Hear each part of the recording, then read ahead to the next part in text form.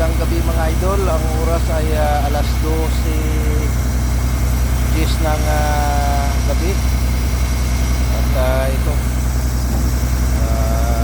wala nang tulugan ito. Magdamaga na ito mga idol. Yan.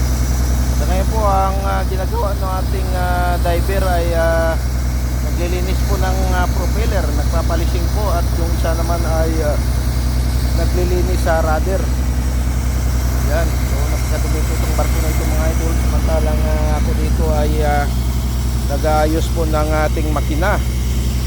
Yan, dahil pagkatapos nila ay ako naman po yung bababa mga idol. Yan, lilinisin po natin yung buong barko. So ahon tayo siguro bukas alas 9 na ng umaga mga idol. Yan, ito po ating gawain dito. At ngayon po, ayun, ano lang po sa ilaw yung ating napakalaking makina. At buhay na buhay po tayo ngayon. Buhay na buhay pa. I mean, gising na gising pa pala mga idol. Yan, sa ating trabaho, gawa po tayo. At yung dalawa, yan, nakatali po kami dito sa may likuran nitong barko na ito mga idol. Yung dalawa po ay andun sa baba. Yan yung ilaw nyo napapansin mga idol. Yan po yung ating diver na nasa baba po, siyang naglilinis yan mga idol.